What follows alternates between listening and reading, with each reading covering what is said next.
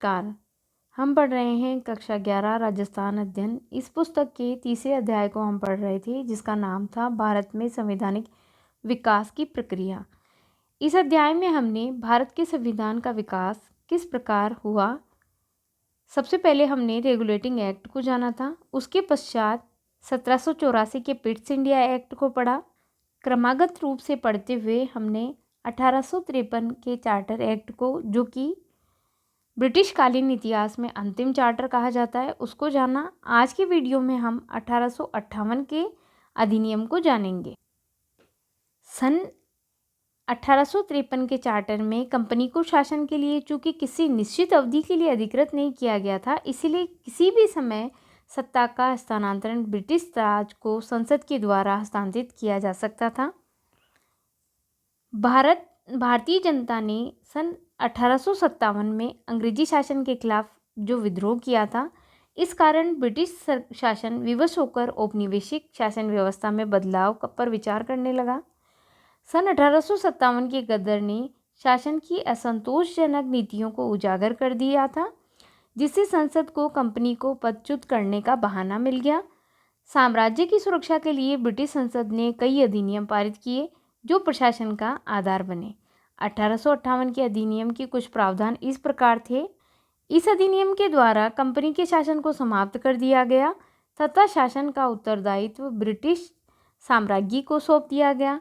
अब भारत का शासन ब्रिटिश साम्राज्य की ओर से राज्य सचिव को चलाना था, जिसकी सहायता के लिए 15 सदस्यीय भारतीय परिषद का गठन किया गया। भारत के शासन से संबंधित सभी कानूनों और कार्रवाइयों पर भारत सचिव की स्वीकृति अनिवार्य कर दी गई थी। भारत के गवर्नर जनरल का नाम अब वायसराय, जो कि क्राउन का प्रतिनिधि था, किया गया। उसे भारत सचिव की आज्ञा के अनुसार कार्य करने के लिए बाध्य किया गया। इस प्रकार भारत के प्रथम वायसराय लॉर्ड कैनिंग बने। भारत मंत्री को वायसराय से गुप्त पत्र व्यवहार और ब्रिटिश संसद में प्रतिवर्ष भारतीय बजट पेश करने का अधिकार भारत मंत्री को दिया गया। भारत सचिव का पद सृजित किया गया। ध्यान रहे 1 नवंबर 1858 को ब्रिटेन की महारानी विक्टोरिया ने भारत के संबंध में एक महत्वपूर्ण नीतिगत उद्घोषणा की, जिसमें कुछ इस प्रकार उल्लेख था कि भारतीय प्रजा को साम्राज्य के अन्य भागों में रहने वाली ब्रिटिश प्रजा के समान माना जाएगा।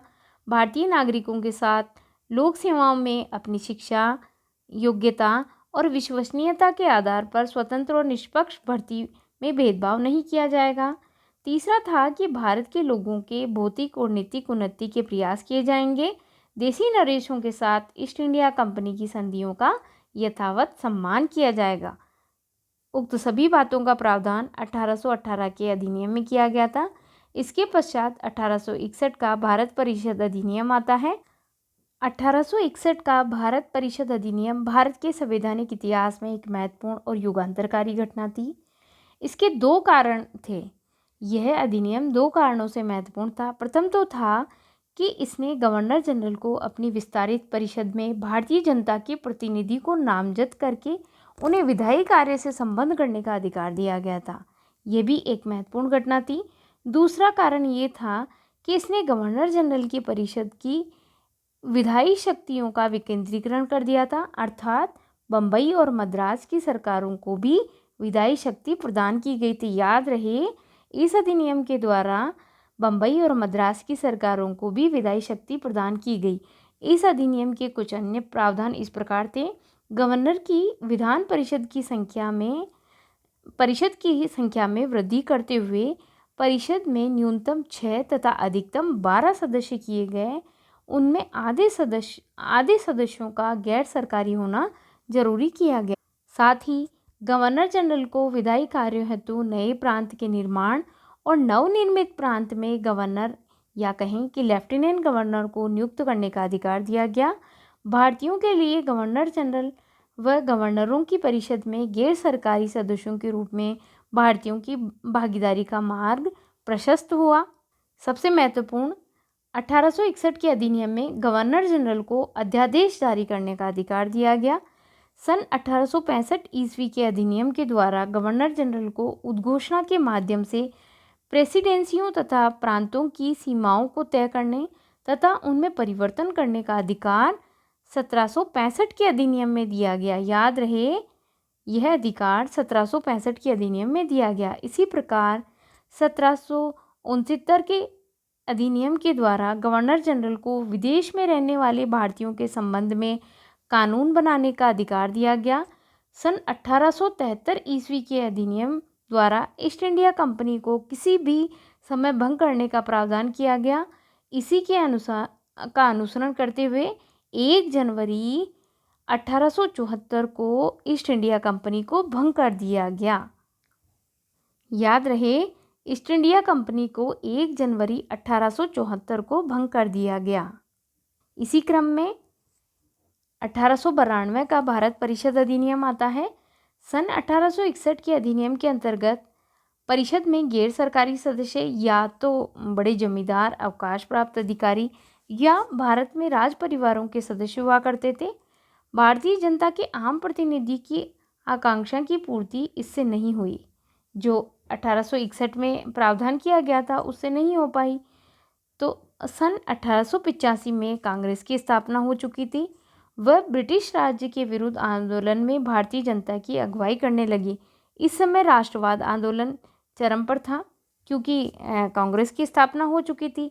भारतीय राष्ट्रीय कांग्रेस के द्वारा भारतीयों को के अधिक प्रतिनिधित्व की मांग की जाती थी कि भारतीयों को अधिक से अधिक प्रतिनिधित्व मिले। यूरोपियन व्यापारियों की ओर से भी भारत सरकार से इंग्लैंड में स्थित इंडिया ऑफिस के नियंत्रण से अधिक स्वतंत्रता की मांग की जाने लगी। परिणाम स्वरूप सर जॉर्ज चिजनी की अध्यक्षता में एक कमेटी गठित की गई, जिसके सुझावों का समावेश 1892 के अधिनियम में किया गया और उसमें कुछ मुख्य प्रावधान इस प्रकार दिए गए। याद रहे, 1892 का अधिनियम सर जॉर्ज चिजनी की अध्यक्षता में गठित कमेटी की सिफारिश पर कुछ प्रावधान लागू किए गए थे। इस अधिनियम के द्वारा केंद्रीय और प्रांतीय विधान परिषद के अतिरिक्त सदस्यों की संख्या बढ़ा दी गई। उनके निर्वाचन का भी विशेष उल्लेख किया गया। यद्यपि इसके द्वारा सीमित चुनाव की ही व्यवस्था की गई थी, फिर भी भारत के मुख्य सामाजिक वर्गों का प्रतिनिधित्व विधान परिषद में सुनिश्चित किया गया था। निर्वाचन की पद्धति द्वारा सीमित रूप से स्वीकार कर लिया गया था। निर्वाचन की पद्धति का परिषद के अधिकारों में वृद्धि की गई। वार्षिक आय या बजट का ब्यौरा परिषद में प्रस्तुत करना आवश्यक किया गया। विषयों पर चर्चा का अधिकार था, लेकिन मत देने का अधिकार नहीं दिया गया था। सदस्यों की कार्यपालिका के कार्यों के बारे में प्रश्न पूछने का अधिकार भी 1892 के अधिनियम में दिया गया था। यद्यपि इस अधिनियम के द्वारा विधायिका के सदस्यों के निर्वाचन की सीमित शुरुआत हुई थी, लेकिन फिर भी इस अधिनियम में अनेक खामियां थीं, जिसके कारण भारतीय राष्ट्रवादियों ने इस अधिनियम की बार बार आलोचना की थी। ये माना गया कि स्थानीय निकायों का चुनाव मंडल बनाना एक प्रकार से इनके द्वारा मनोनीत करना ही है। विधानमंडलों की शक्ति भी काफ़ी सीमित थी। सदस्य अनुपूरक प्रश्न नहीं पूछ सकते थे। किसी प्रश्न का उत्तर देने से इनकार किया जा सकता था। इसके अलावा वर्गों का प्रतिनिधित्व भी पक्षपातपूर्ण था। इस वीडियो में हमने 1892 के अधिनियम, 1861 के और साथ ही 1858 के अधिनियम को जाना। आगे की वीडियो में हम 1909 भारत परिषद अधिनियम, जिसे मार्ले मिंटो सुधार के नाम से भी जाना जाता है, जानेंगे। धन्यवाद।